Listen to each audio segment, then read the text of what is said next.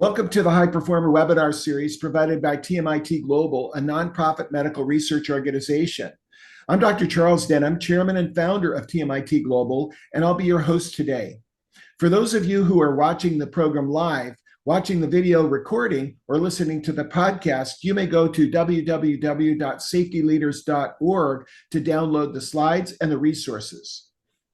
Our topic today is preventable death and severe injury, on and off the campus threats. The following video stories will help us focus our thoughts. The following video stories will help us focus our attention. 911, where's your emergency? Hey, I need to get a... Hello? Hello? He was sort of into everything. First in line, first to show everybody what to do, how to do it. Need to get an ambulance? What's going on? We got a guy who's passed out. He drank way too much and we found him this morning. It never occurred to me that he wouldn't be able to handle a situation or go out there and be on top of his game like he was in any other situation. I have to say, I had absolutely I really didn't have any worries. I don't think parents are aware of what their kids are being asked to navigate, particularly when they go to college. How much did you guys drink? 23 shots. 23. How did we as adults, where is it that we didn't say, if your friend is unconscious, you need to call 911? The problem is people wait too long. They bring them in and they're totally unresponsive. They've already blocked their airway. They've already had a period of time with not enough oxygen. And it can be limited in terms of how much we're going to be able to reverse damage that's already been done. Hazing is a process based on a tradition used by groups to maintain a pecking order or for discipline. If these people are willing to put you through that kind of torment, are these really the people you want as your friends? And I say to them, well, did you have a group of friends at home? Well, sure. Did that group of friends haze you? Well, no. Well, that's because it's not normal. This is a 600-year-old problem. It's not going away overnight.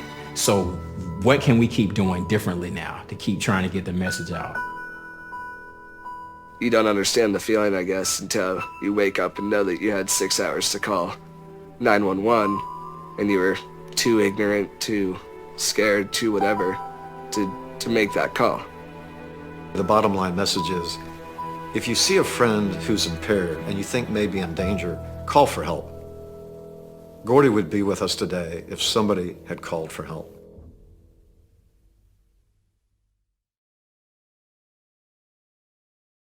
We have a number of world-class speakers and reactors today who we will introduce individually.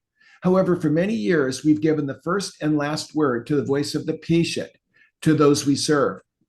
Jennifer Dingman is a national patient safety advocate, a published author, a contributor to federal and public healthcare programs, such as the National Quality Forum Safe Practices, and a winner of the Pete Conrad Global Patient Safety Award. She and a team of advocates have met every other Saturday for many years to pursue high-impact projects. According to the Centers for Medicare and Medicaid, the team's work led to the passage of the Hospital-Acquired Conditions Program, better known as HACS. This program saved hundreds of thousands of lives and billions of dollars. Thank you, Jenny, for starting us off with the voice of the patient. Thank you for your kind introduction, Dr. Denham. Today's program is very important to me, talking about preventable deaths. We can all participate in our health and our well-being and do everything that we can to prevent something terrible from happening. Really looking forward to hearing our speakers, and thank you so much, everyone who is here today. I encourage you to share the recording with your friends, neighbors, and colleagues. I'll hand it back to you, Dr. Denham. Our social media addresses are now on the screen, and for our podcast listeners, you may find them on the slides on our website. For those of you who are new to our program, we always briefly address our purpose, mission, and core values. Our purpose is to measure our success by how we protect and enrich the lives of families of patients and caregivers. Our mission is to accelerate performance solutions that save lives, save money, and create value in the communities we serve and the ventures we undertake. And we try to live our I-CARE values: integrity, compassion, accountability, reliability, and entrepreneurship. Our MedTech Global Bystander Rescue Care initiatives are communities of practice such as the Emerging Threats Community of Practice and Care University, our learning management system that issues continuing education certificates, are all grounded and run on these principles. A brief word on disclosures, which we address on a slide. None of our speakers have anything to disclose. The TMIT Global Webinar Series has been entirely funded by private family philanthropy. No direct, indirect, or affiliated financial support has ever been or ever will be provided by healthcare, pharmaceutical, or device companies. Again, for those of you who are new to us, the TMIT Global Research Testbed is a network that has grown over 39 years. It consists of leaders from more than 3,100 hospitals and 3,000 communities and more than 500 subject matter experts. The experts come from clinical, operational, financial, and engineering disciplines. Their common cause has been performance improvement. When the coronavirus crisis struck, we formed an original team of 60 subject matter experts to build a community of practice. This grew to over 150 experts who have helped families of essential workers who had to keep working through the crisis. Their contributions as speakers and reactors were both live and recorded. Some of their messages came for our first two Discovery Channel documentaries, Chasing Zero and Surfing the Healthcare Tsunami, and our current 3 Minutes and Counting series, tackling failure to rescue through bystander care. The results of our study of more than 1,000 family households led to the development of more than 32 Survive and Thrive 90-minute live broadcasts, recorded programs and podcasts, print articles, and public health assets. Although they were developed for critical essential workers, we hit a nerve with the general public who embraced the messages. The programs range from coming home safe to the pillars of prevention, emergency care, what to do if a loved one is in the ICU, and then we tied our education to the ever-changing guidelines, evolution of the variants, and development of vaccines. Our alumni and alumna are from many leading universities. They helped shape our R&D during COVID and are now helping us tackle failure to rescue and bystander care for the most common emergencies.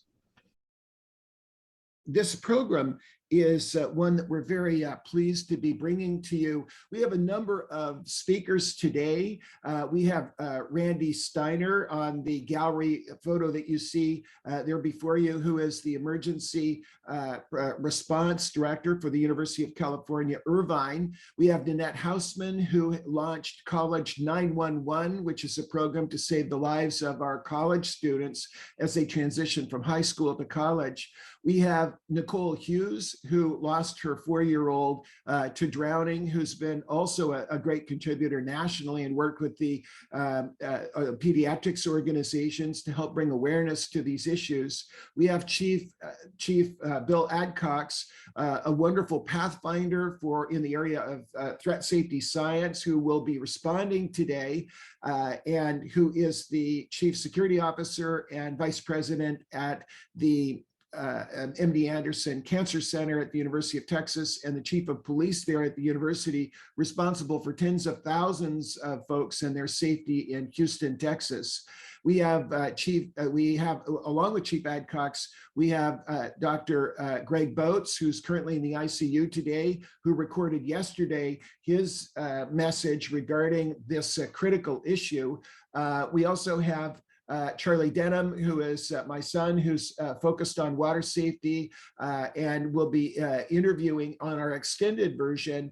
He'll be interviewing Nicole Hughes regarding water safety today. So we're very delighted to have this group. I recently had the opportunity of hearing a tremendous motivational speaker who was a world champion surfer. My son is a competitive surfer, and I had the opportunity at an event to hear Sean Thompson not only tell his story of inspiration to our young people, but also the tragic loss of his son. And again, today we're talking about preventable deaths of those that serve and those we serve, and making the case for us at top medical centers and top institutions of higher learning to focus on all of those preventable deaths. And peer group pressure is one that generates an enormous amount of difficulty and crisis. Sean Thompson has gone on 2 business degrees, speaks to world leaders and leading organizations. I highly recommend both of his books, and especially on Audible. And I've just taken a short clip of the loss of his son because he tees up how many children and the impact on families that we have when we lose someone to preventable death. Powerless and Empowered, The Surfer. A study by Professor Rolf Keeney at Duke University concluded that 20,000 of the 35,000 people in the 15 to 24-year-old age group who die every year in the U.S. die from poor decisions. Kids die from motor vehicle accidents, illegal drugs, homicide, and suicide. But these deaths do not just happen involuntarily. Young people put themselves into these situations. Dying young or not dying is not accidental. It is a matter of choice. 20,000 deaths results in an awful army of broken hearts. 40,000 parents, 80,000 grandparents, hundreds of thousands of brothers and sisters, aunts, uncles, friends. Over a short period of a few years, millions are affected with the terrible sadness of loss caused by one bad decision, one poor choice. I know from personal experience of the terrible grief associated with the death of a child. In 2006, our beautiful boy Matthew made a rash decision, a terrible mistake that cost him his life at only 15. Kids at his school wore ties as part of their school uniforms, and after school one day he tried something called the choking game, and killed him. One bad decision made on the spur of the moment, and my boy was gone. And my life and my wife's life were destroyed. The pain of losing a child is beyond awful, indescribably dreadful, an unending sadness that stretches out endlessly with no horizon, no end point, an agonizing journey on a ship sailing to the dismal port of hopelessness and despair. When I thought of our loss and I think of the other 40,000 parents who are faced with that same hard and painful journey, I knew that I had to do something. What to do? How can one person help or influence a generation far removed from where I am now in my life? A number of years after my loss, I started to tell my story to community groups, corporations, schools, and universities. I speak about my journey from the dark back into the light, about finding hope amidst despair. I talk about how 2 hours before my son died, he read me a beautiful essay that eloquently described the surfing experience, and how some of the words he wrote have become a mantra for me. The light shines ahead. So powerful and so full of hope. I think speaking about my loss helped me as much as I hoped it would help others. I speak to young people about the awesome responsibility they have to make positive choices, to not react instinctively and just be a little bit more contemplative. Above all, I stress to young people across the country and across the world, a day will come when you are faced with a life and death decision. It might not be today, it might not be tomorrow, but that day will come. You might be by yourself, or you might be with friends, or you might be with people who you think are your friends, but who are not really who you think they are. Your parents will not be there, and ultimately it will be you and the decision, you and the choice, you and life, you and death. I used to be a pro surfer, so by the time I get to this part of the talk, I've shown some video of huge waves and exciting wipeouts, and I usually have the audience's attention. I say, try to remember that a surfer guy once came to visit you and told you about his son's one bad decision and the pain he had to endure that broke his life, and how easy it is for you to bring the same pain to the people you love. I say, please do this one thing only, and I ask the kids to repeat it. Think twice. What you going to do? Think twice. Kids would listen to my story and my impassioned plea to think twice, but there was no call to action, just a call for a reaction, to a potentially deadly situation. When there is danger, think twice. So this audio recording is from the audio book, which we highly recommend. The next video is of Nicole or Nanette Hausman, who has championed the cause for preventing the accidental deaths and actually good health care in our universities. Good morning, all. Our story. 2.5 years ago, our family of 5 traveled to drop our youngest son, Corey, off to college for what was supposed to be, as some people say, the best 4 years of one's life. The drop-off went well. He took to it like a fish to water, probably couldn't wait for his parents to leave, and we did. After we left, I immediately was so looking forward to going back for Parents Weekend. We had our reservation, wanted to hear the stories of this new, exciting chapter. Unfortunately, Parents Weekend never came for us. We did go back to school, however, 15 days after that drop-off to pick up an urn filled with his ashes. You see, Corey passed away as a result of a preventable accident. Little did we know that accidents are the leading cause of student deaths at college. This was the 3rd week of the first semester. When we got there, we were told Corey's death was actually the 3rd death of the semester. Think about that for a second. 3 weeks into a semester, 3 young adults died.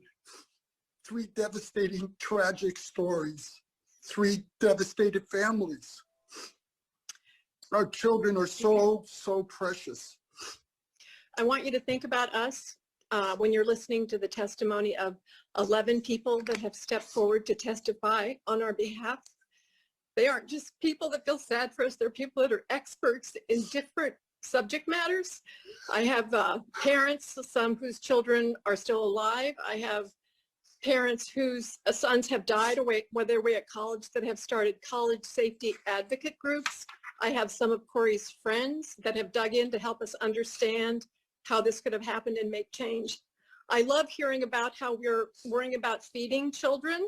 I think that's great in every aspect of supporting children at college, but I think one of the primary things needs to do is to make sure that they are safe and they stay alive.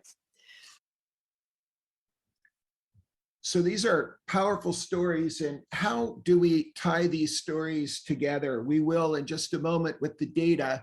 Nanette Hausman is pursuing not only a bill that went through in Connecticut, but also one that has gone through, that is going through a federal bill that would add injuries and death of our college students to what naturally needs to be reported. And the final video I'll show before we kick things off here is Nicole Hughes regarding her son, Levi.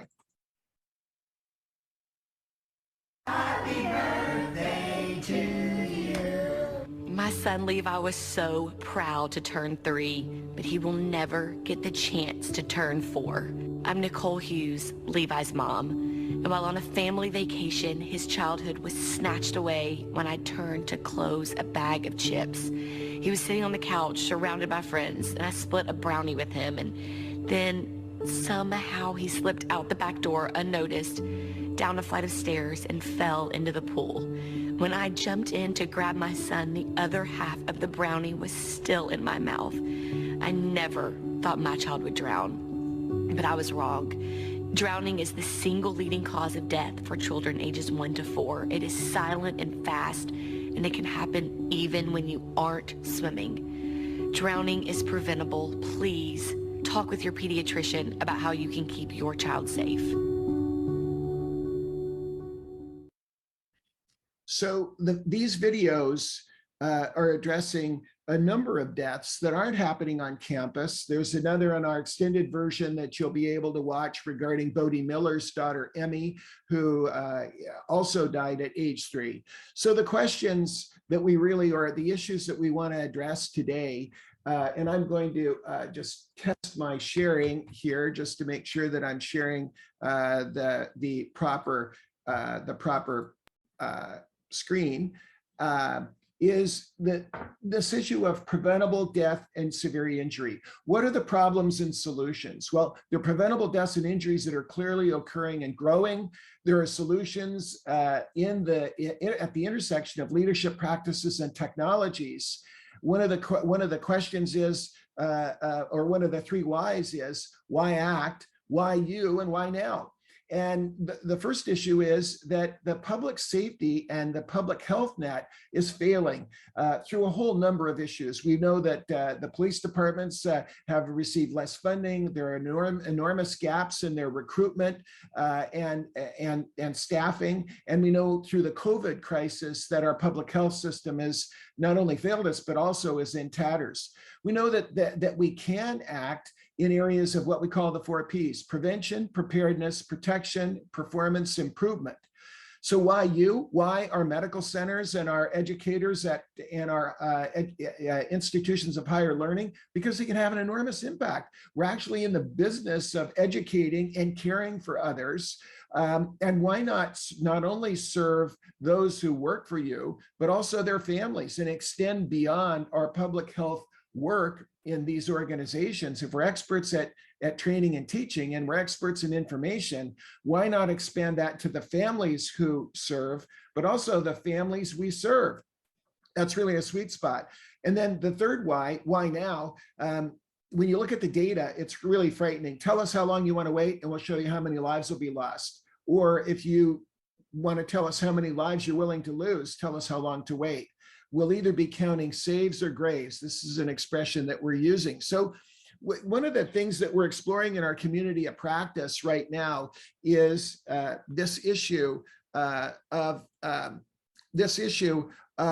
should we step up and care for the families? Right now, many organizations are caring for their caregivers and caring for the patients they care for. But what about extending it to the most vulnerable and in the communities if we're experts? The families who serve and the families they serve, seniors, our children. And this is why we've shown some of these videos. Now, I'm going to skip through a number of our initial slides that we do because we've got some great speakers today. You can see us on social media. Our purpose is to measure our success by how we impact the lives of families and caregivers. Our values are integrity, compassion, accountability, reliability, and entrepreneurship. None of us have anything to disclose, nor do we have received any funding from industry. And so we'll go through some of those slides that you can look a little bit more detail and watch some of our videos to learn, if you're with us for the first time, about our 3,100 hospitals that we serve in 3,000 communities and our 500 subject matter experts.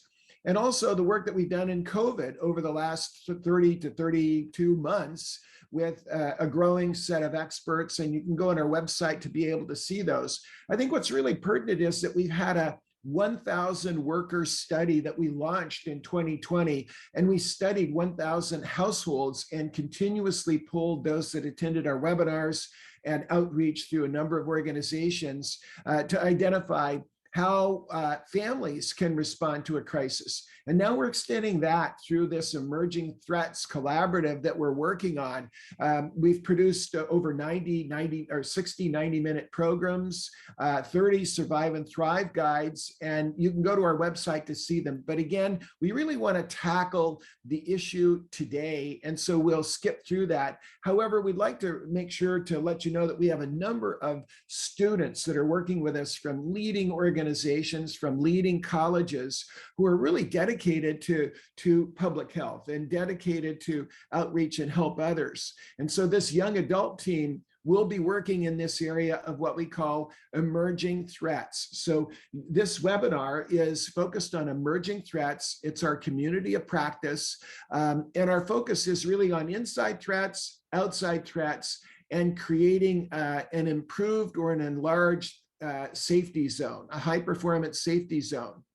We know that with these inside and outside threats, that the COVID issues have really stressed the system. And that's what I alluded to earlier regarding our public safety net, but also our public health safety net. So those that are our first responders, law enforcement, emergency medicine, EMS, fire, they're all stretched beyond words, but also our public health safety net that we all count on have had many departures of leaders because of the polarization that's happened.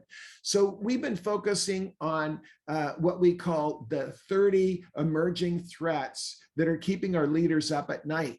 And you can see these on our website and go to globalpatientsafetyforum.org to see them and see all 30 of them. And you can watch a video there that really explains how we're focused on all 30 of these. And our model is really to build these communities of practice. You see that on the left. Build our communities of practice, develop course R&D, and that's what we did through our 1,000 hospital or 1,000 household study.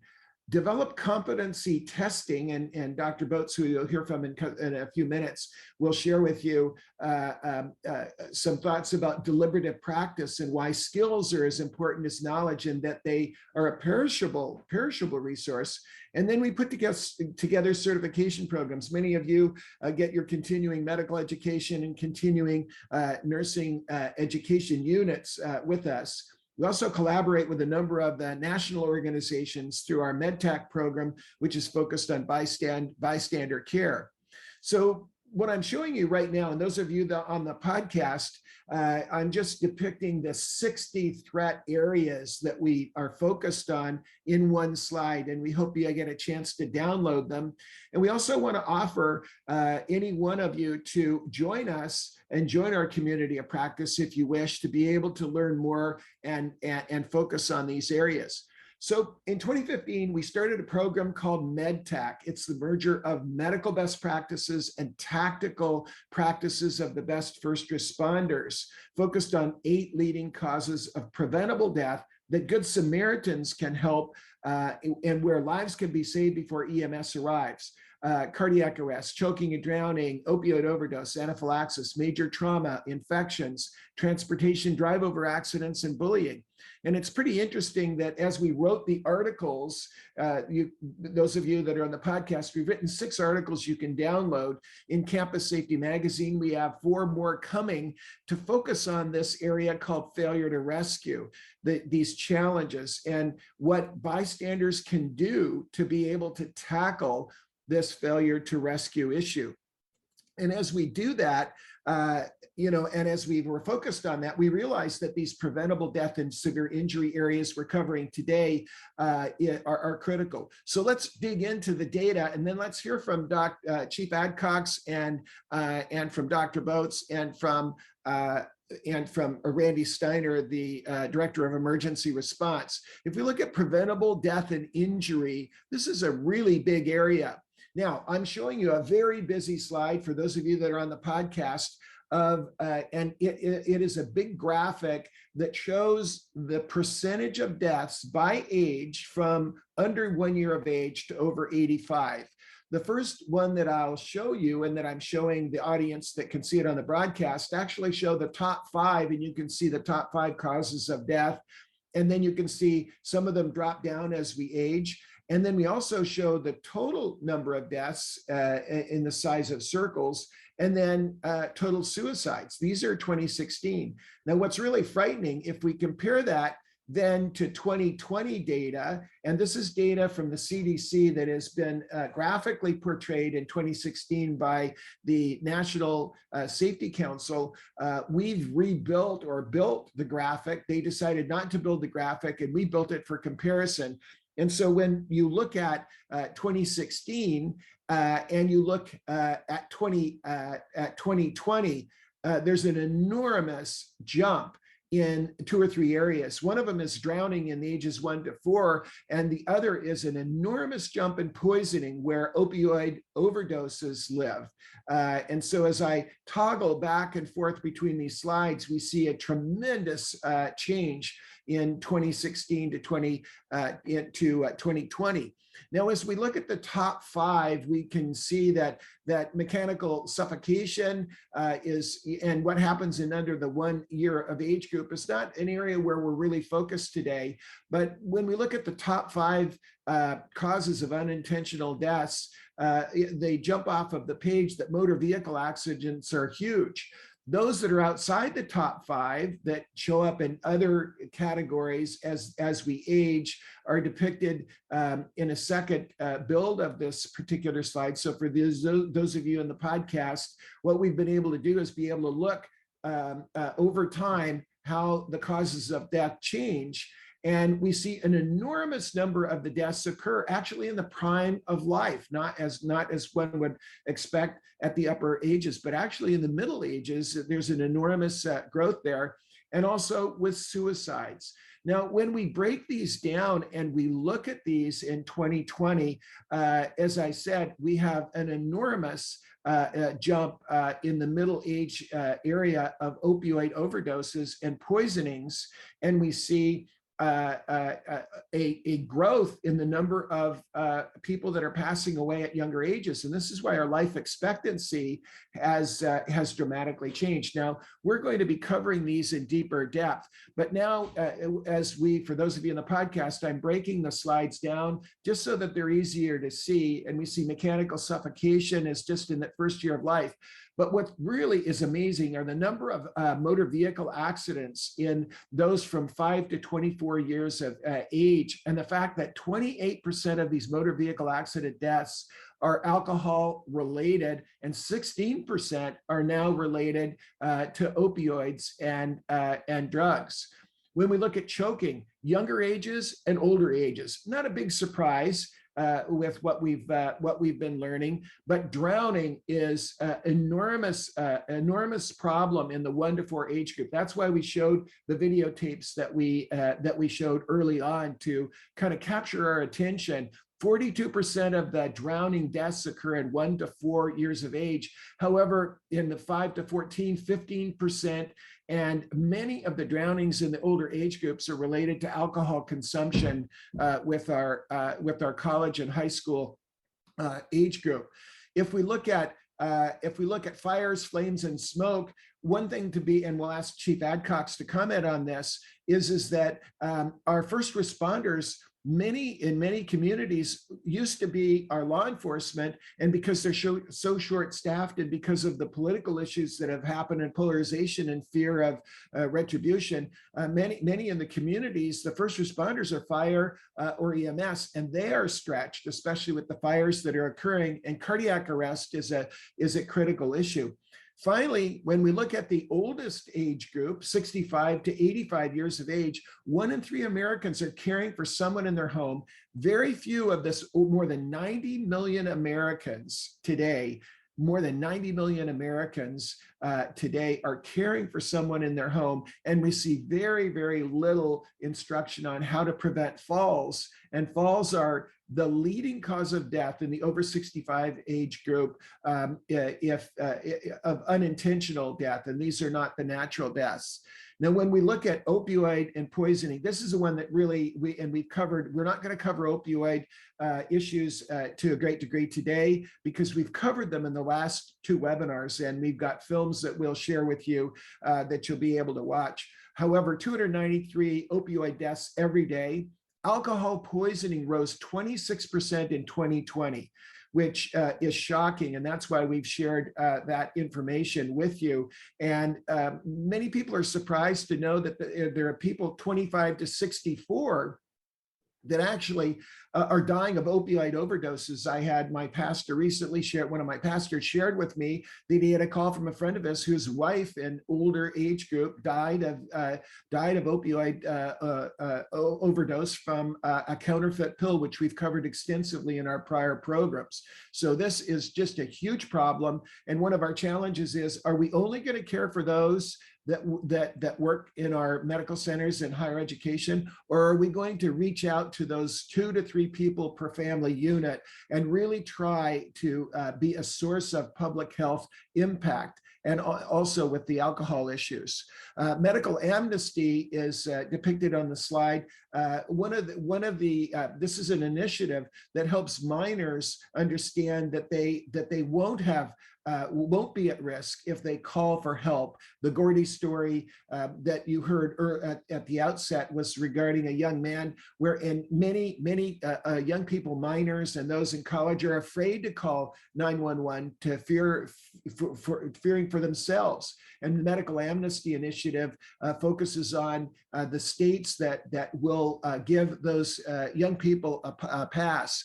The Don't Stall, Just Call program is another program that was started by a mother who lost her son to alcohol poisoning, and addresses the signs and symptoms that you need to recognize for alcohol poisoning. We know in our campuses a critical issue: stumbling, mumbling, unresponsive, cool to touch, vomiting. These are all programs that have been started by parents who've lost someone, who want to give meaning and life to it. For those in the podcast we shared, you listened to, and those that watch the video, the online video, will see the trailer for the movie Haze, which is the Gordy story. And this is about the young man that passed away in his first few weeks in college. And good programs like, and this is another one called with mnemonic pubs. Puking when passed out, unresponsive, breathing that's irregular, slow, shallow, or stop, skin that is blue. These are all tools that we can use. So as we look at the preventable and accidental deaths, and then intentional deaths and suicide, we also see growth in that. And the NSC injury statistics show us that the impact of many of these things that have happened during the COVID crisis, and the cost to employers is enormous. So we really want to make the case that this could be a very, very important for us. I want to turn things over to Bill Adcox and have him respond to seeing this data before we move on to Dr. Boats and listen to what Randy Steiner has to say. Bill, you're a leader at one of our leading cancer center, but also one of our leading universities. Is there a good opportunity for us to use that great talent you all have at great centers for understanding data and science, but also teaching and caring for these conditions to kind of expand the way we did with our MedTech program to the families and not just those that serve? Well, thank you very much, Dr. Denham, and very pleased to be with you today. You're absolutely correct. Bystander care, which is the model behind MedTech, is very critical, and extending it to the family is probably the most powerful thing we can do. As you know, for example, just in policing alone, we just completed a survey through the Police Executive Research Forum, and 50% of the agencies today have less police officers than they did, 5 years ago. 50% of the agencies today have over 50% have seen an increase in retirements, and over 50% have seen an increase in resignations. And in nearly 3/4 or more of the agencies are seeing quite difficulty and even in recruiting. So you're seeing that in that 5 years, you're seeing less police in terms of the emergency safety net for everybody. At the same time, you've seen a tremendous increase, not only in crime, obviously, but also in these death statistics, statistics involving, opiate overdoses, fentanyl, and so forth. And it's very, very critical that we understand that there's ways that every one of us can save lives. And there are 7 or 8 preventable types of preventable deaths that we can all save. And truly, it goes beyond a major hospital or a major hospital complex. It goes into everybody's communities. But more importantly, we need to start in the family.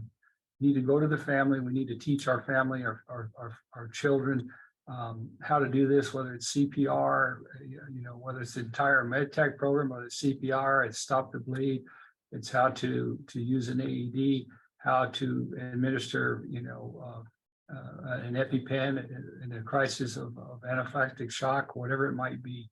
We can teach these things to our family. We can protect our families first and foremost, and then we can spread it out to friends, and then we can spread it out to our community.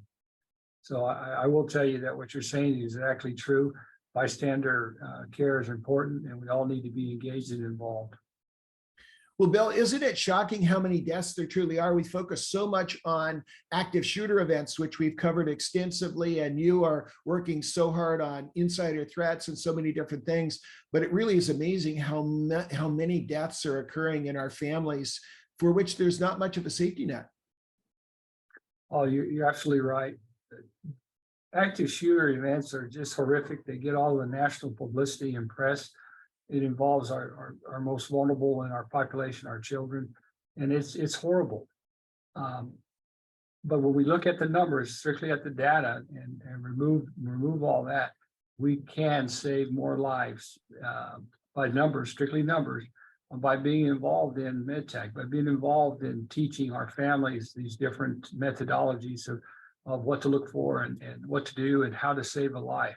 We can also do that during an active shooter event. We can do it during that. We can teach, if we already taught our children at home, and God forbid if something happens in a school or in a mall or something, we can provide that stop the bleed. We can provide that CPR. We can do those things that are necessary to save lives. So I agree with you. The numbers are very high, mostly outside of active shooter deaths. But we can't forget active shooters. That's very critical. We need to make sure that we do everything we can to protect our children in our schools. But beyond that, the most important thing that any of us can do is teach our families how to save a life. Well, Bill, it's such a joy to work with you and Dr. Boats, whose slide, for those of you that are on the podcast, Dr. Boats works very closely with Chief Adcox. He's the Chief Medical Officer, actually, for the police department, for which Chief Adcox is the chief. And Dr. Boats is a professor of anesthesiology and critical care at the University of Texas MD Anderson Cancer Center. He's also a full clinical professor and adjunct position with the Stanford University Medical School. We're going to hear from Dr. Boats, who is in ICU today, who will also react to this data. So, Dr. Boats, what's your initial reaction to the data regarding preventable injuries and deaths? Well, I think the data are very compelling.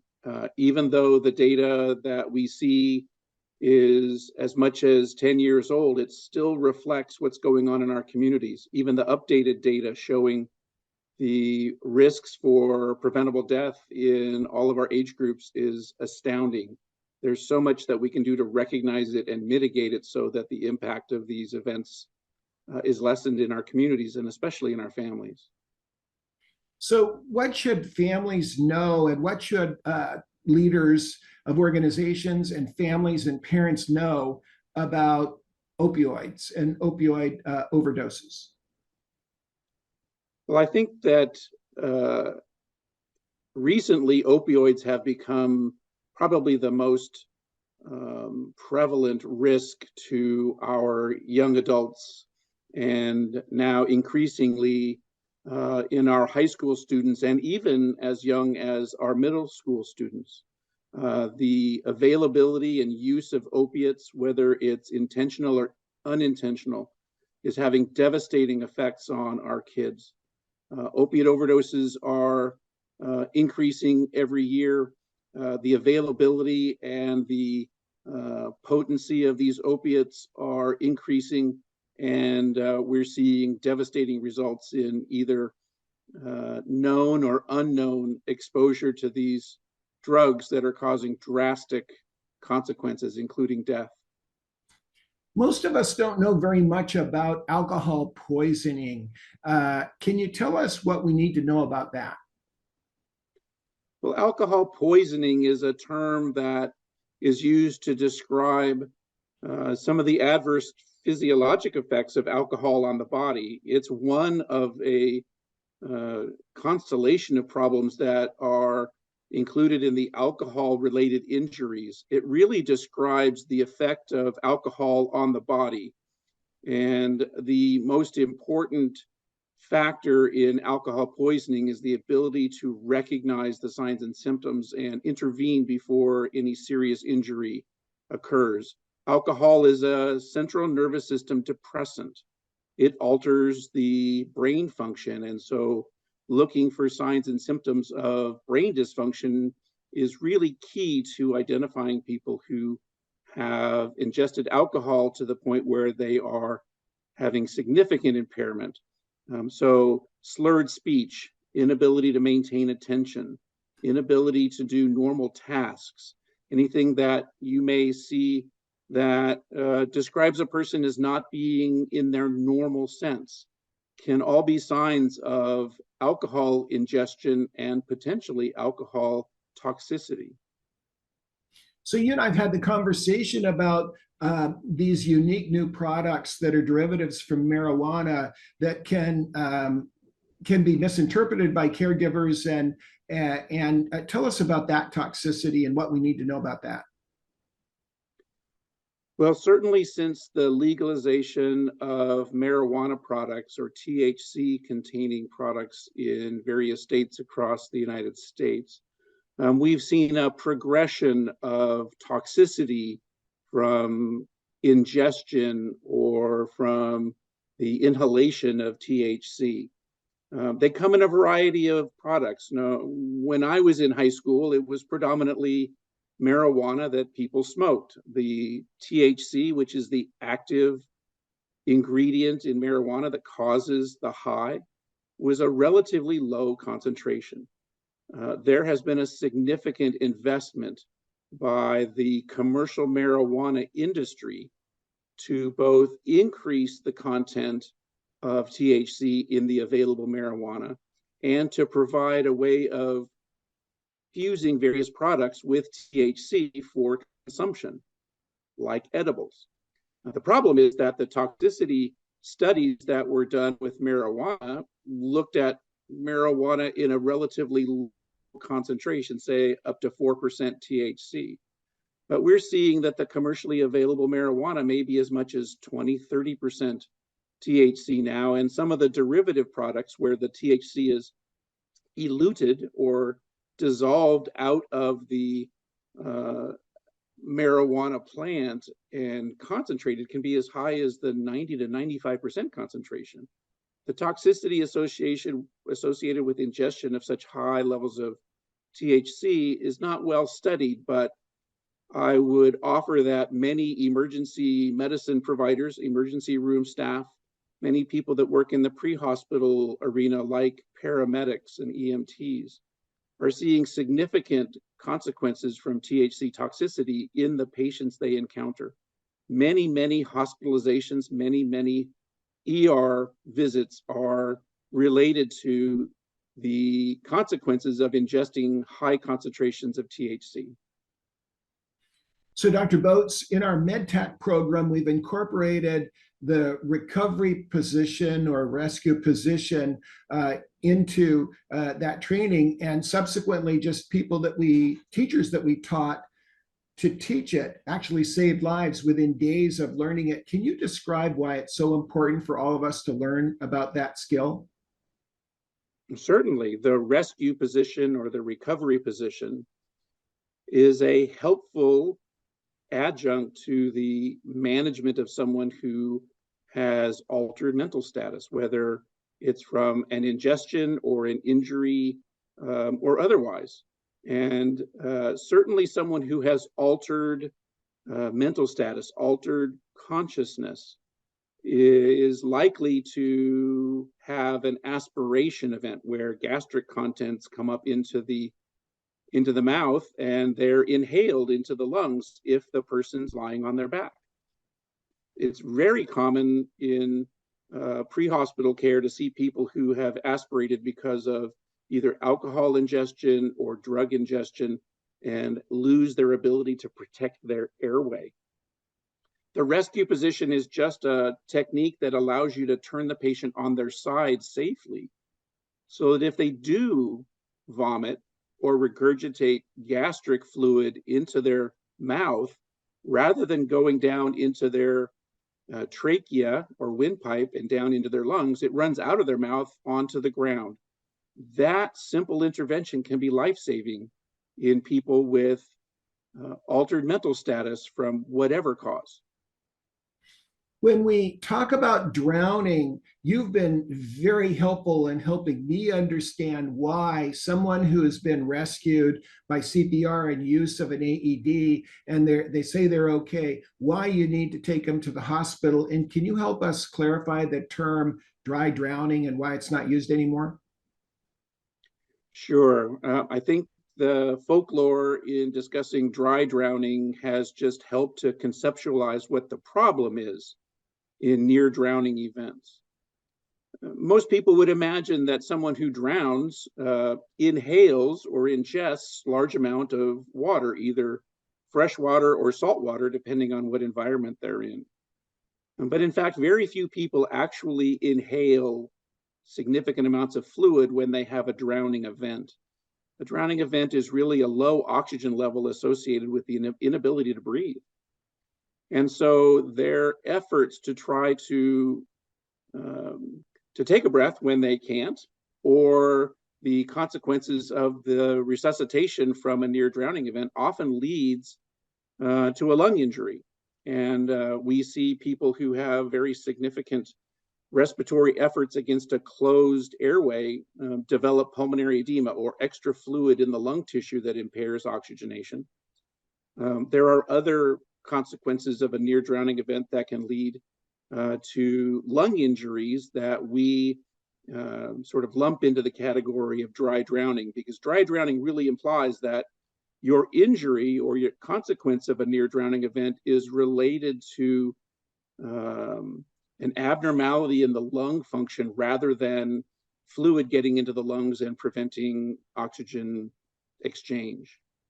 Is it fair to say that if I was to describe it to my 16-year-old, that when near drowning occurs, there's a flap that closes, and when you're trying to pull air into the lungs, it pulls water in between the surface where air exchange or oxygen and carbon dioxide can exchange in the blood? There's a thickening. Is that what that pulmonary edema is?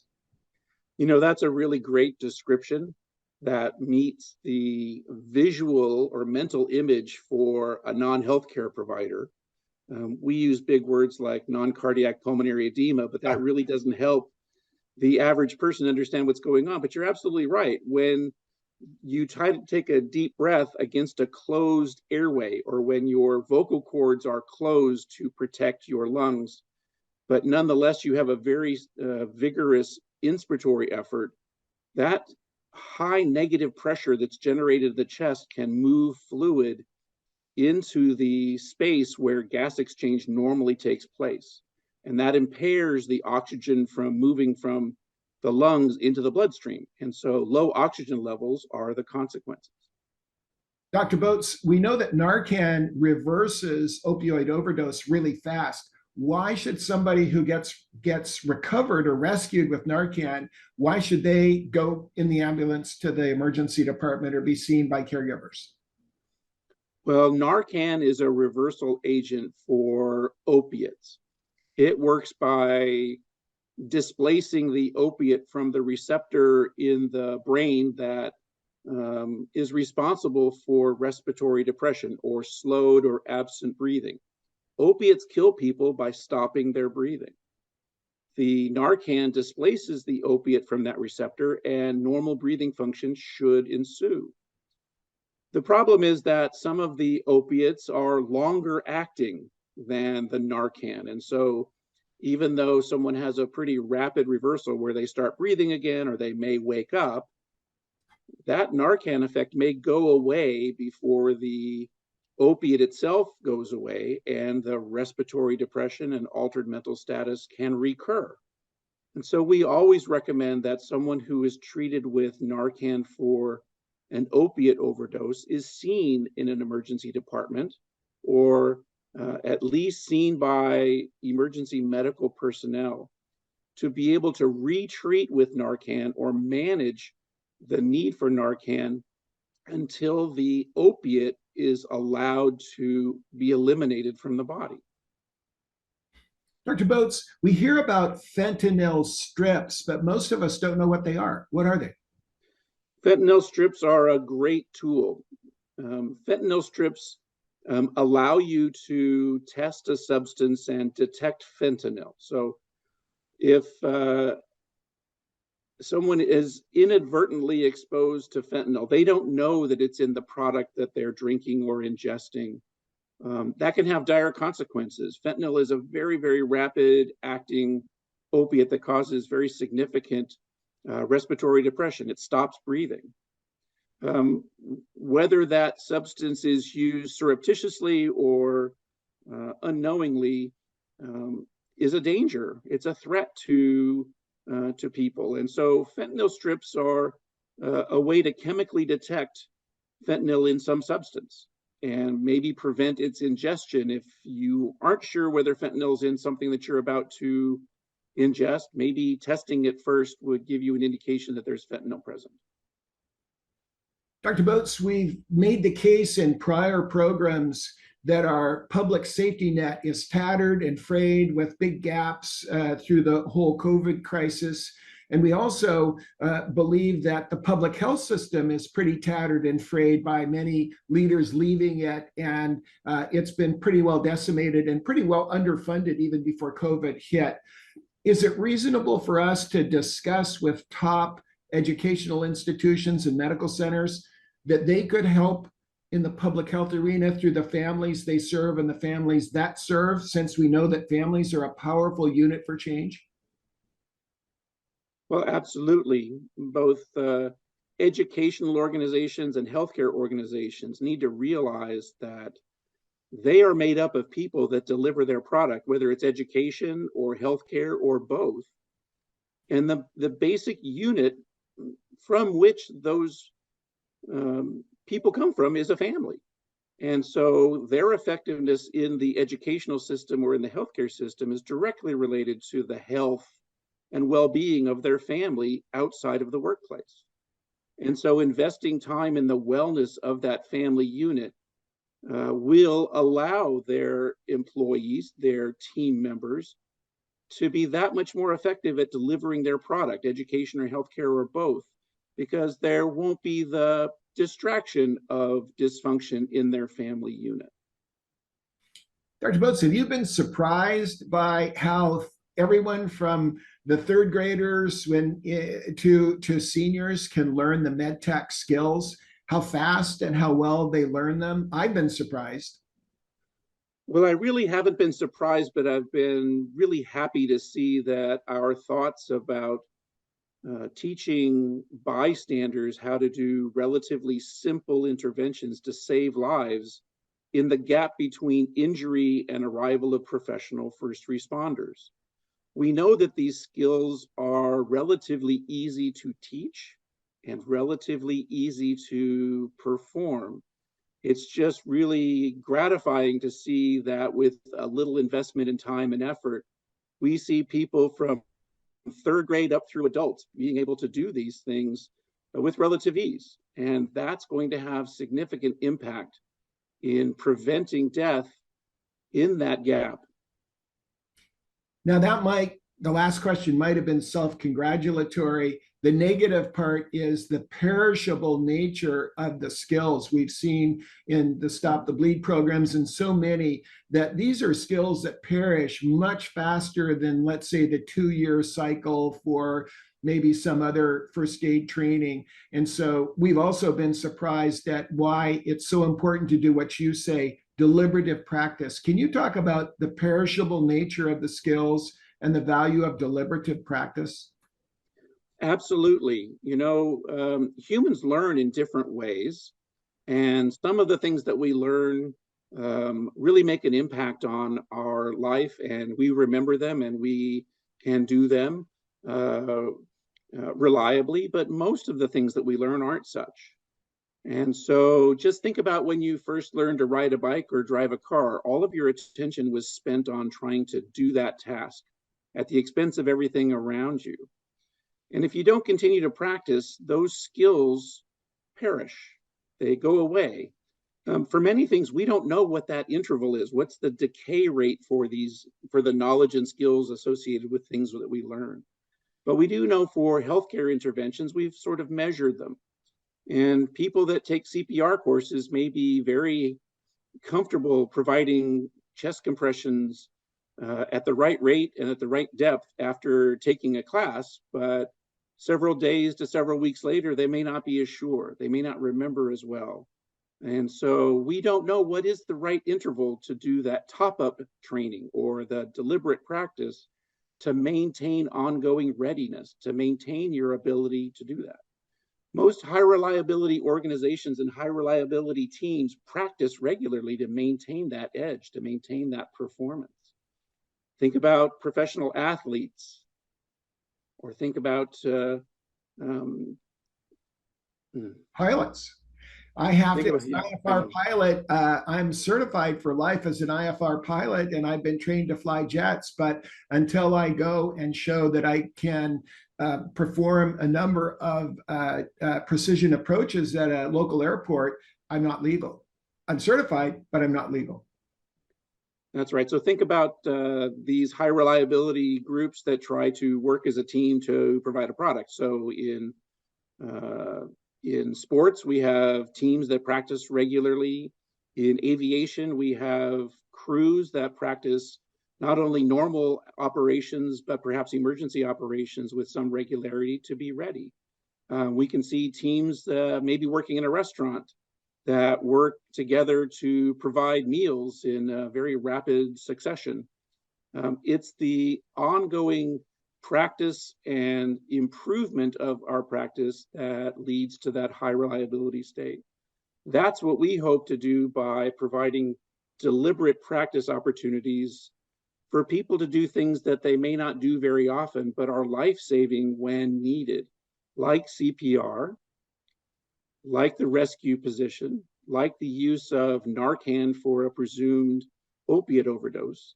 People may recognize what they think they should do, but unless they go through and operationalize it in some way on a regular basis, they may hesitate. They may feel like they're not really ready or don't remember how to do it. And that life-saving intervention is so needed in that gap between injury and arrival of our professional first responders.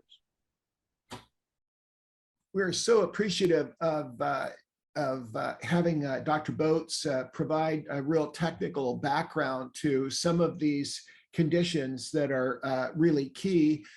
We're now going to hear from Randy Steiner. Randy is the emergency response expert and director for the University of California, Irvine. He is a Scoutmaster, and we are working with him to help deploy the MedTech program across the University of California Irvine campus that serves 55,000 students, educators, and staff. So we'll now hear from him, and look forward to hearing from Chief Adcox after Randy Steiner speaks. So Randy, as we look at the preventable deaths and harm, and we look at the data 4 or 5 years ago and the recent data, what jumps out at you? Well, it's amazing, just the not just to look at the graph as a picture of what's occurring and what kinds of things are killing people across all these age groups, but also the just the toll. I mean, the amount is just really staggering of all these preventable, incidences that are causing death. But what really jumped out at me about that graph was the opioid piece of it, the poisoning, which is really, we're talking about the opioids, overdoses, and how, not only the initial, the 2016 graph of that age group of, such a broad spectrum of people are clearly, really in the prime of their lives. I mean, that age group that this is really impacting, that's when people are the most fruitful. And it's just really incredible that people in that stage of their lives are being killed, in massive numbers by this opioid thing. But when you start expanding that into the next, the next graph in the 2020 graph, and seeing how that's creeping down into those younger people. I mean, you always hear about, opioids and the overdose incidences of young people, but that it's becoming so much more prevalent. And just on that point, it really makes me think that, we hear about the opioid epidemic as a whole, but the stories you hear about specific incidences aren't based on those older people. They're based on those younger people, which is very prevalent. I mean, I think that's really important. But with anything, as those incidences increase and become more and more common, the less and less we're going to hear about it. And that's just really tragic. That we have to address this issue, and somehow at a nationwide level, really at a global level, and see it for what it is. We're making the case, we are exploring the case, but we're making the case that our top institutions like yours and others that are in our community of practice really have a responsibility to not only help those students and teachers and educators and doctors and nurses and caregivers at the medical centers, but because you're experts at education and you're experts in the information, don't we as our top institutions have a responsibility to help fill in the public safety net and the public health net?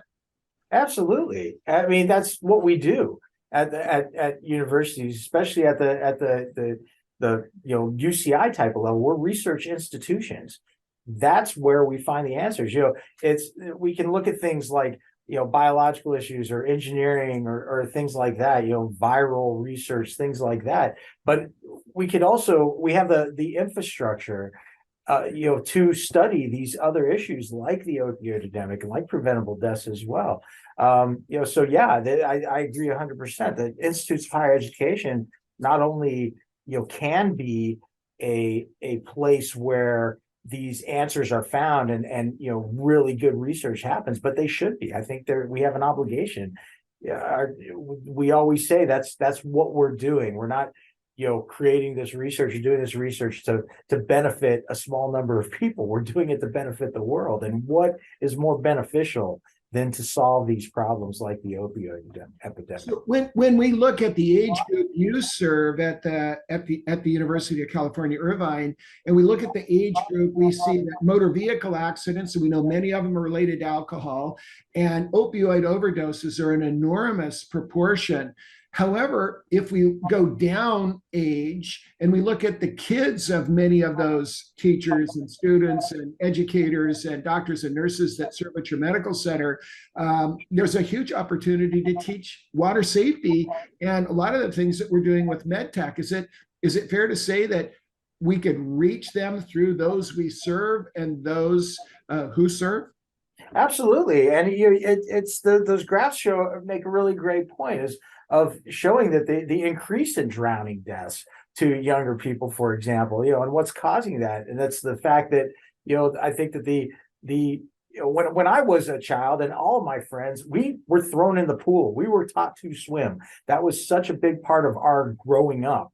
And I think that part of the culture of, sort of, I don't know if it's the online culture or how kids are just dealing with things socially, that they're not seeing the importance of going and learning to swim, things like that. And, every kid or every person sooner or later finds himself in water that's over their head.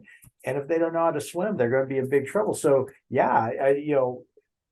using, the community from the university to really start with their own families and get this message across to how important it is. Not just the swimming, obviously, defensive driving, teaching our kids to be, responsible when they're out there on the road is really important. We can start here, and, from here, we can move it to the rest of the world.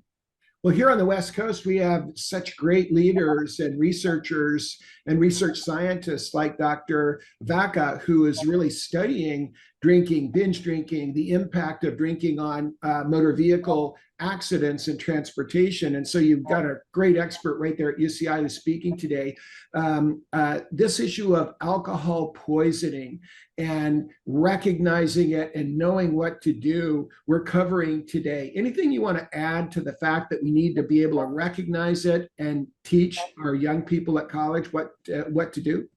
Yeah, I think that's a really big thing, and it's a tough nut to crack because a lot of times when these young people are in these situations where they're becoming susceptible to alcohol poisoning, they're surrounded by other people who are also indulging, and it may be as that their ability to be aware is decreased by the intake of alcohol. It's going to become tougher for people to kind of realize that, hey, this guy is in trouble.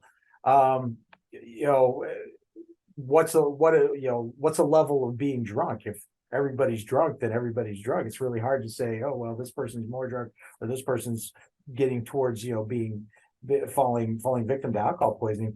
But I think that there's ways that we could definitely increase education and understanding the symptoms.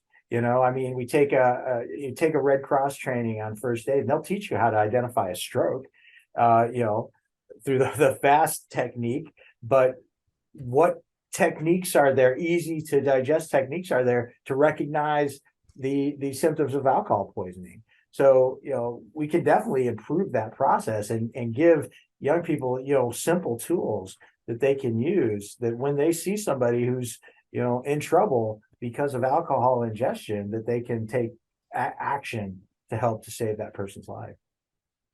So as we look at the recognition of alcohol poisoning and education, what's your message to parents and families and those who are sending their kids off to college about preventable death and harm?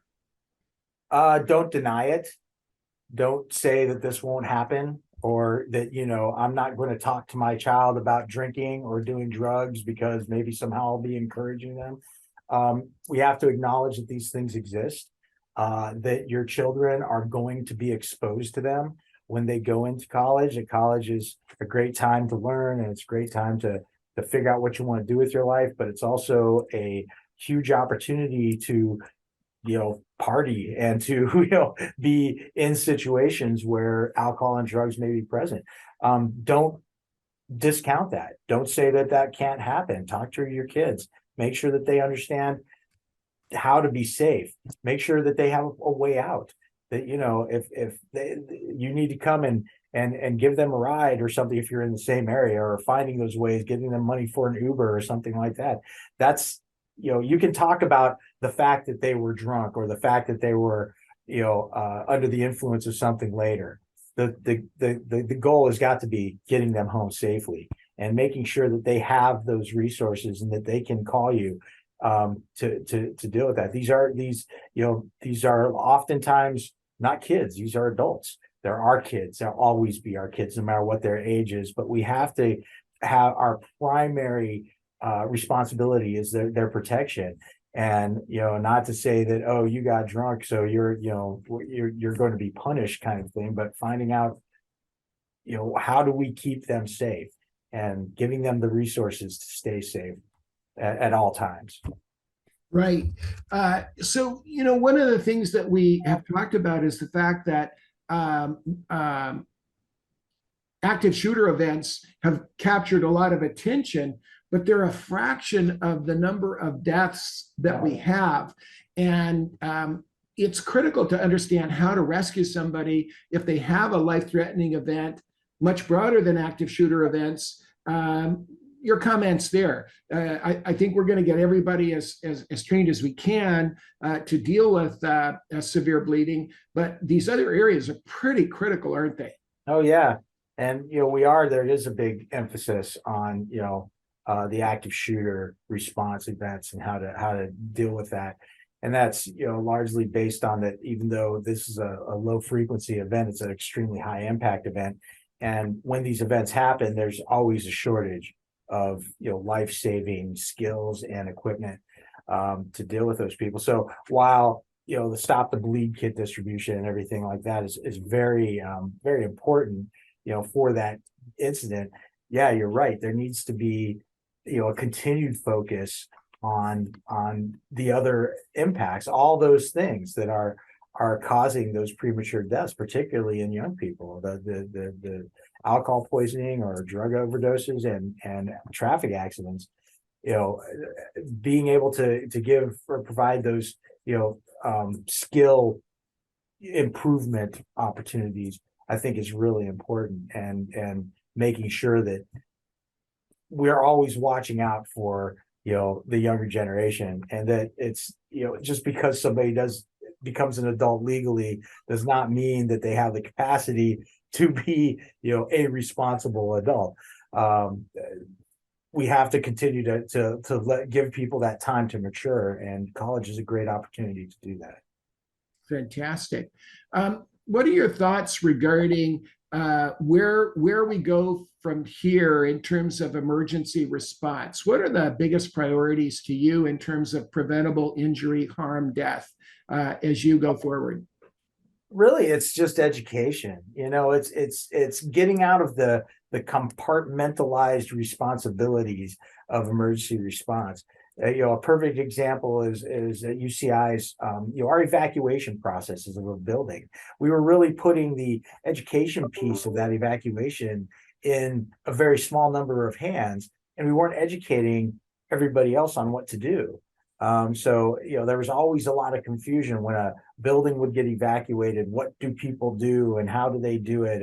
And that there was always that level of confusion. We've moved away from that. While we still have our floor wardens and our zone captains and people who will assist in the evacuation, we just produced a video that has become mandatory training for everybody on campus that is all about emergency preparedness, including how to evacuate. So we're addressing that. We're putting the onus of the safety in the individual. But you can't just do that. You can't just say, hey, you're responsible for your own safety. You have to give people the resources to be responsible for it. We look at, I know you had mentioned the collapse of the public health system, or that safety net that everybody is kind of dependent on. It's this idea that somehow this bigger entity will come and save me, so I don't have to worry about it. There's other people out there that are worried about it.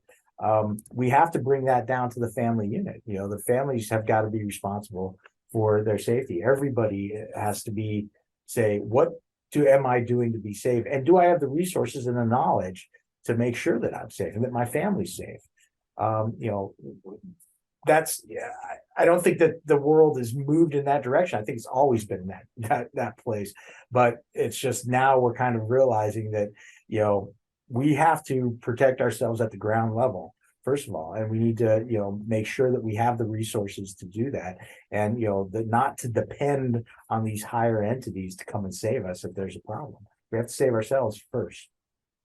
Gotcha.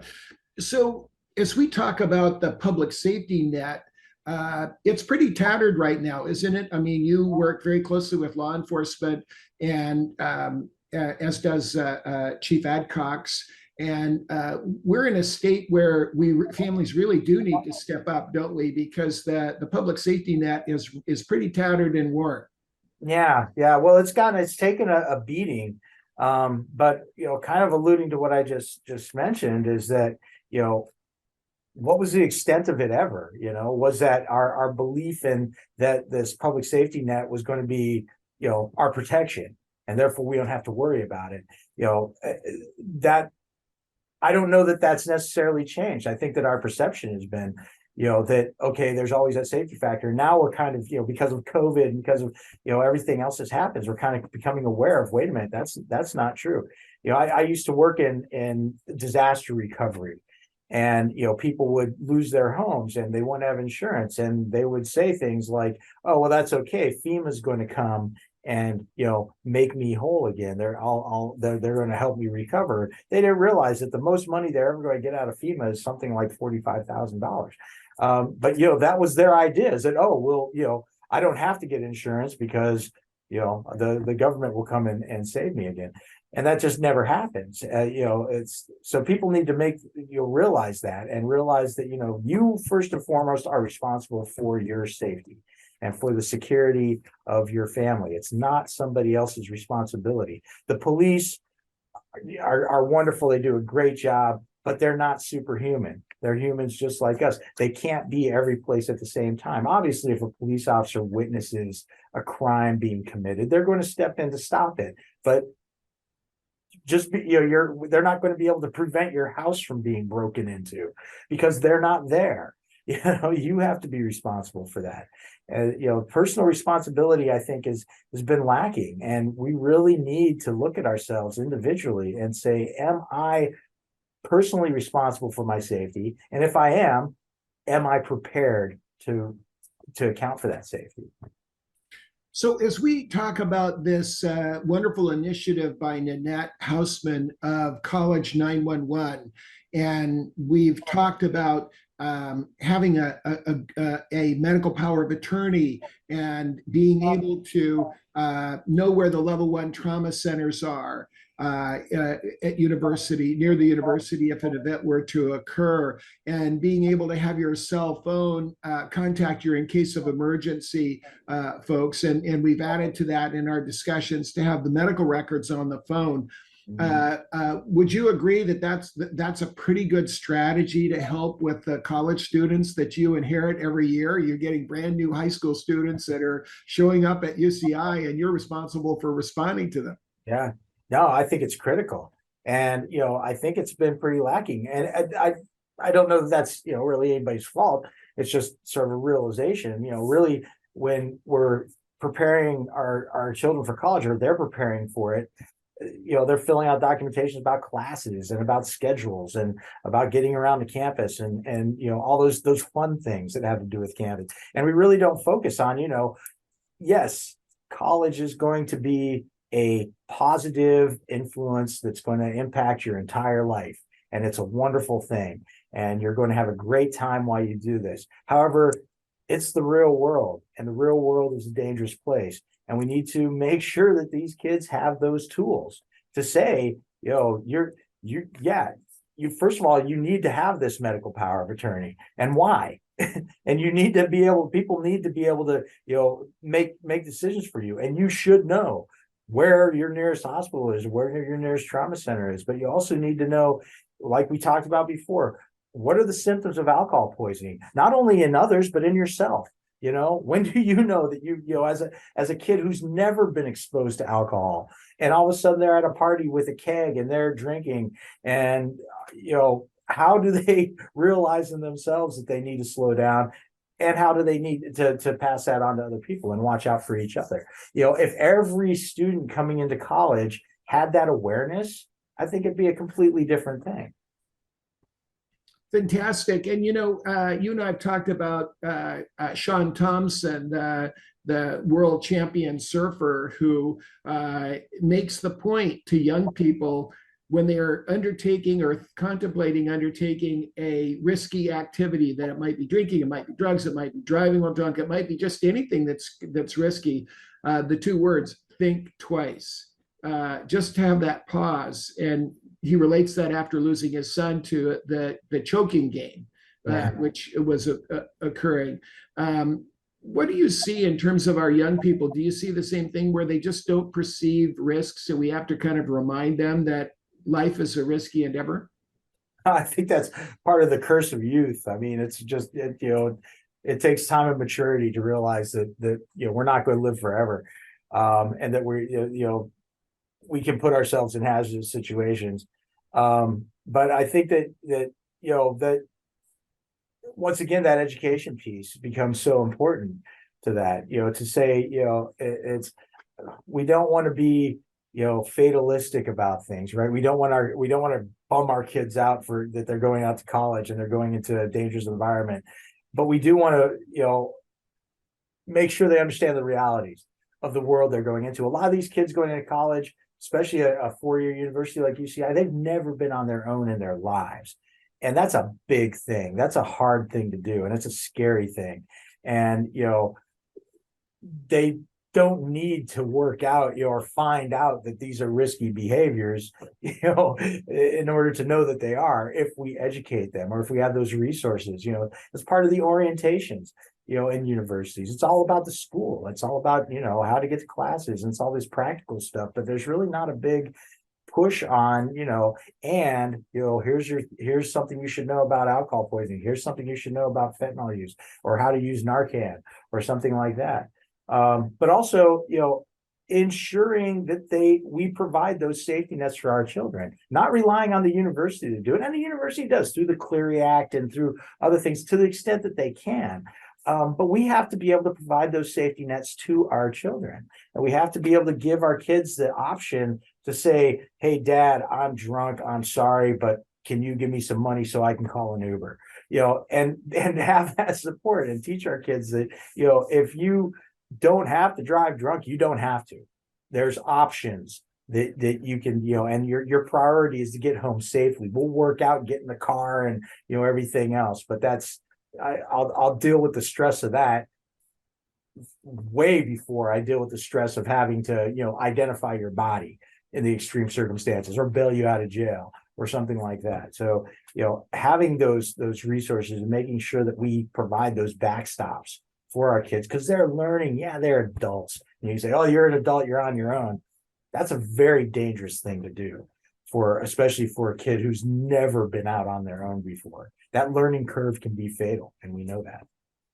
We talk about the family lifeguard idea, where somebody that is a young person in a family, and you and I are scout leaders, but this could apply to kids in college. And we've had a great experience with the EMT club at UCI as educators. And that the family lifeguard could be that college student that learns about falls in the elderly. You saw how big the numbers are, falls being the cause of death in those over 65.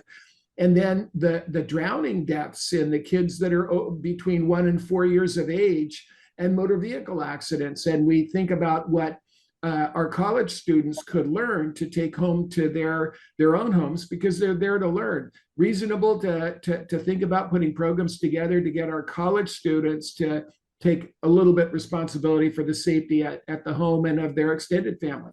Oh, absolutely. And I think we should, really re-examine the value of these young people, both in college and getting out of college, and the impact that they can have on society. I think, we live in a country which really values the wisdom, the older people who've gained that wisdom, and through our experiences, how many times have you heard somebody say, oh, you don't know anything, you're just a kid, and I think we really should shift that focus and really focus on, the wisdom of these younger people and the things that they can teach us, and, work with them to get those skills to, they're learning things in a different way than we learn things.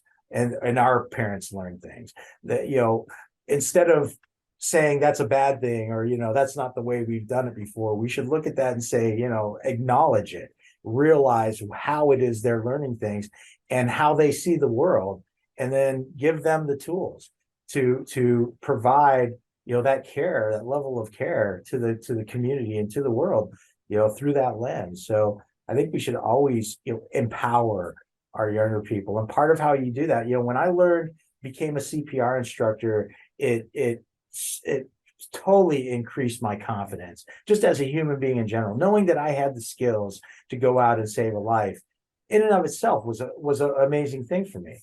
I can't say I've never done. I helped a choking victim once. I've never done CPR on somebody. I've taught literally thousands of people how to do CPR. But that's not the point. The point is that I know how to do it. I became a stop the bleed instructor. I've never put a tourniquet on a live bleeding human being, but knowing that I know how to do that is a confidence booster. And I think if we give these kids early on those skills, it really helps out a lot of different things. It's kind of like scouts, why do we do the things? Why do we teach these kids knots that they'll never have to use in their real life? It's because, well, first of all, they might. Learning how to tie a trucker's hitch was one of the most important things I think I've ever done. But it builds that confidence that they have that they know they have the ability to learn these things. It builds confidence. And that's, that can be part of the curriculum of life that we can give all these young people. Fantastic. So, Randy, as we talk about going forward, we believe that our institutions of higher learning and our top medical centers can actually break new ground in public health and public safety. You and I've talked about this extensively. Isn't it the time, if it's not them, who, and if it's not now, when? Oh yeah, absolutely. It's, we have, it's there's a process, right, of everything, and we're coming into the point of just having discussions like this, of how these institutions can help. I think that there's too rigid a definitions on what various institutions do, right? That this institution does this and nothing else. This institution does this. We don't want to get in each other's lanes, where we're finding that for practical purposes, it really makes sense to overlap. It makes sense to look at the whole big picture. And once we realize that there is a contribution that can be made, or an improvement to, what's an institute of higher education? It's there to improve knowledge. It's there to improve people's understanding of the world that they live in. But the world they live in isn't just organic chemistry, or it isn't just medicine. There are car crashes, there are opioid overdoses, there are drownings. That's also part of the world we live in, and we can't just say we're not going to acknowledge that because that doesn't impact us directly. Well, someday it might. And once again, giving people that understanding, not to scare people, but to give them a better understanding of the environment, the ecosystem that they live in, to put it in a more scientific way. I think it's really important to give students all the tools they need to become successful. And that's not just academic. That's also practical skills that we can apply to the world. If most people who learn CPR will never use it, but that one person who does makes all the rest of those people learning it worth it. Well, Randy, and your point is so well made. This morning, before my son left in his car on his way to school, a 16-year-old, I put the rescue kit in the car with the seatbelt cutter to be able to help rescue somebody or himself out of the car, as well as a stop the bleed kit. And as you know, a couple months ago, I had to help a lady out of a burning car and try to take her underneath the airbag, which I didn't really know how to deflate, a side airbag that didn't deflate. So there's lots of stuff to learn. Mm-hmm. And we want to thank you for your tremendous support and your tremendous leadership at UCI. No, thank you, Chuck. I appreciate it. Thanks for having me. We'll want to come back to Chief Adcox and have him share his thoughts after we cover a couple of these key issues as we come to our close for our 90-minute program for continuing education. We want to bring up this issue of the public safety net and public health net is really failing, and we can act through what we call the 4 Ps, which is prevention, preparedness, protection, and performance improvement.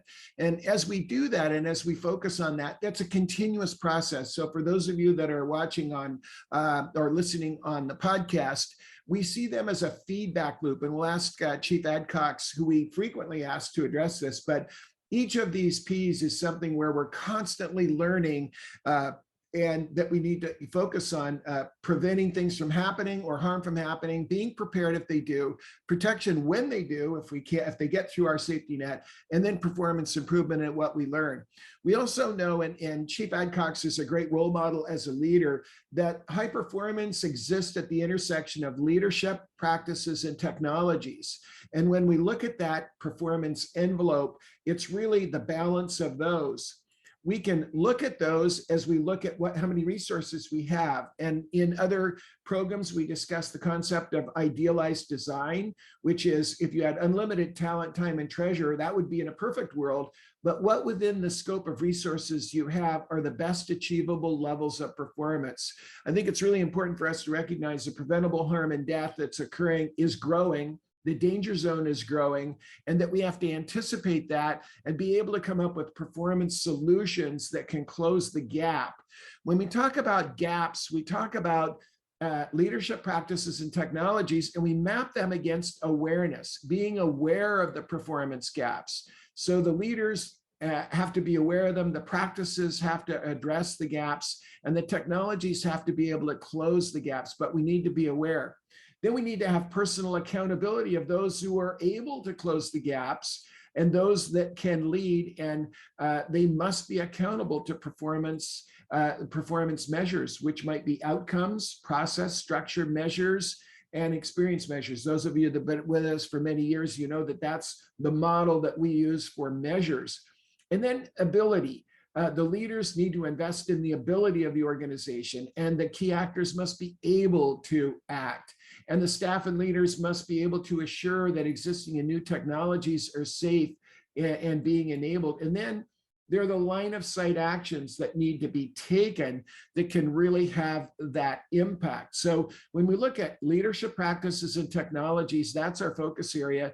And the activities, the behaviors that we have to administrate are creating awareness, creating accountability, direct accountability for actors who are going to act, giving them the ability to act, and then what are the line of sight actions that they might want to take. So when we look at the why you of our medical centers and educators, we're studying this through our community of practice. We're studying why not have our leading medical centers and our leading institutions of higher learning kind of tackle this and kind of show us the way. Bill, you are one of our terrific leaders in threat safety science, and you lead a number of people that serve in protecting the organizations. You're pioneering a lot of work in the 4 Ps. What encouraging words might you have for other medical centers that would step up and say, hey, listen, maybe we should extend just taking care of the people that serve and those we serve to their families, because our safety net has really kind of collapsed, both public health and the safety net that we rely on with law enforcement and EMS and caregivers. What advice do you have to other leaders in your position? Well, thank you, Dr. I do believe, when I look at it like the structure of a house, I think the family unit is the foundation. I think the structure itself, the walls and so forth, is the institutions that we're talking about. It's making sure it's the community that we live in. And then I think that the roof is that safety net that you talked about. And with the first responders, whether it's police, fire, EMS, the emergency rooms on college campuses that involve environmental health and safety, which is sort of the arm of the fire and so forth. But you really have to step out and say, you know, you're part of the community as organizations, as education, academic medical centers, colleges and universities of higher education. And you have a responsibility to be part of the community, not just educate a select group or whoever is able to come to your university. And we need to be in the communities, we need to be participating in the communities, and we need to be helping them. And I really think that you know, having that expertise and truly having that bandwidth, you can do that. If you can pull the families in and build a stronger foundation, I think then we all win. Everybody's going to do well. And these things aren't you know, these things don't happen in a vacuum. You know, you mentioned opiate overdoses and fentanyl overdoses and so forth. I recall as a young man in our own neighborhood that there was some of the people that lived in our neighborhood, they were out partying, and one of them had an overdose of heroin, and they were afraid, and they just took them and dumped them in the desert, and the individual passed away within an hour. It's just horrible because everybody's fearful. Well, you don't have that when you have a community. You know, we know people are weak. We know there's people that have disability. We know there's people that are out there that have addictions, and there's individuals with mental health, which is truly probably, you know, a lot more prevalent than people want to believe. We have to come together as a community. We have to respect that. We have to help each other, and we have to put in the right resources. You know, Randy Snyder said, you know, he talked about teaching our children and teaching, you know, each other, you know, about, you know, the drugs and the other things that our children get into. I agree with that. I think you find the resources if you're not comfortable having that conversation, because a lot of times your children may not listen to you, but listen to someone else. So make sure you're telling them, make sure others are telling them. But the bottom line is that you have to have a rule. And you need to tell your children, listen, when you get out there, if there's anything making you uncomfortable, make me the first call. I will help you in any way I can. There will be no questions asked. And that way they feel safe. Because they know they messed up because they called you. There's no reason to keep hampering on it, but you want to get them safe and back to your home, just like Randy says. And so you don't need to stand on any levels of principles and whatever you're thinking. Call me, I'll come and get you. I will get you help, no questions asked. And I believe that that's important, because hopefully you've done all the building of, teaching your children what's best, but often you don't know. Children go away to groups and to colleges and they want to belong. They'll often get themselves over their heads. They'll get over their skis, as they say. That's going to be a natural thing. And most of the time, they're able to survive it. But if they're over their skis and they want to call, they should call you first. And so, yes, I do think that that we all here together as one. You have to look at it as a structure, and we all need to step up and do our part. Well, Bill, thank you so much for all that you do to help us. And you're responsible not only for MD Anderson, but also the University of Texas Health Science Center. You've got students, teachers, educators. And on one hand, there's a lot of vulnerability. On the other hand, you've got some great talent there to help focus on risk management and focus on these things. So we want to thank you for the great work you're doing.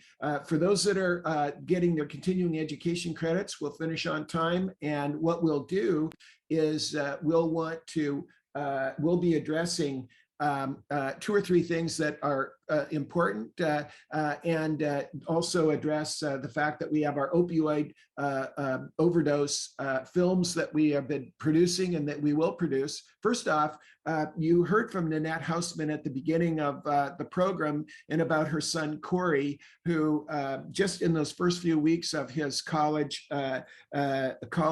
trajectory died of a head injury. And as a result, we've had the opportunity to learn a lot from her and from her team, the importance of having a medical power of attorney that would allow those that are over 18 years of age to be able to have their parents contacted. And we've been sharing this as broadly as we can. Most parents that I've talked, almost every parent that I've talked to did not realize that once their child is 18 or once their young person is 18, that they may not be contacted. Secondly, using the smartphone for notification of in case of emergency, folks. In all the smartphones now, there's a mechanism that would allow, when you dial 911, to have your in case of emergency people contacted. Knowing the emergency providers in the area, where are the level 1 trauma centers? Where would you take somebody who did have alcohol poisoning, not to an urgent care center, but perhaps what's the closest place that someone could administer rescue care? And then medical record access for the students and the family members that have important medical records that are key. So we've had the opportunity of collaborating with Nanette, and we are supporting her effort by sharing information regarding the bills that she has moved forward. We recommend that you go to college911.net, and you'll see their checklists for students and checklists for guardians and parents. The new bill that she's put forward, that will be a federal bill, will require reporting of injuries and death that occur at our colleges. And that's the first step through transparency that can get us to really focus on closing the gap with these. And we highly recommend that. For those that are on the extended session, you'll hear from Charlie Denham, who is a co-founder of MedTech, who is also chairs the MedTech student program, and the focused on ocean rescue, our ocean program. And he'll be interviewing Nicole Hughes regarding drowning and what's critically important there, and also sharing the extended version of our drowning videotape addressing this challenging area that's critical. We also want to close by reminding you that we've produced multiple videotapes addressing the exploding opioid crisis, and we put a full program on in earlier months, and we recommend that you go back to see those. We've done a deep dive on the waves that have been created through overprescribing, the transition from the oxycodone and the other prescription meds to heroin, and then this recent just explosion of fentanyl, which we've addressed in the programs. And we really hope that you have the opportunity of taking advantage of this program, that in the programs that we've created there. As we move forward, we've recognized that the One Pill Can Kill program, and that the DEA has identified that 4 out of every 10 counterfeit pills that are seized have a lethal fentanyl dose. So basically, these pushers are poisoning our consumers of what they think are legitimate medications, and it's critical that we really support that. And then finally, the news over the last 60 days has been that that the pushers have been colorizing fentanyl to appeal to younger and younger audiences, and they've been selling this over Snapchat, and we've addressed this in the films that we've covered as well. And the critical nature of the fact that a very small volume of fentanyl is lethal and absolutely critical. And that's why we are seeing so many overdoses of our children, 293 deaths a day in America. And we saw that big shift. So we'll be producing a film to support the DEA program called One Pill Can Kill, and our film will be One Pill Did Kill, and it will tell the story of young people at a graduation party that took a counterfeit medication, and friends passed away. Our young adult team are helping produce this and working on all aspects of pre-production, production, and post-production of the program. So as we conclude now, right on time, why now? Tell us how long you want to wait, and we'll tell you how many lives will be lost, or how many are you willing to let pass away, and we'll tell you how long to wait. We are either going to be counting saves or graves, and there's an enormous opportunity. We challenge our medical centers that are great medical centers and institutions of higher learning to work with us on this. We'd like to thank our speakers and our reactors who were terrific today, and we will ask Jenny Dingman to close us. And Jennifer, as I have said, is a terrific person that we have worked with for many years and has been just a joy to work with in the area of patient safety and quality, and the winner of the Pete Conrad Global Patient Safety Award for her great work. So we'll ask Jenny to close us. That was really wonderful. There's so much to learn, so much to know, and I'm hoping that everyone here today learned something new that they didn't know already. I myself experienced a failure to rescue in my own life, and if I would have known then what I know now, maybe I could have done something more to participate in the care of my loved one. I just want everyone to know how much I appreciate our speakers today, Dr. Denham and your program, and of course all of the participants. Please share the recordings of this program today and others with everyone that you know. And happy Thanksgiving, and God bless everyone.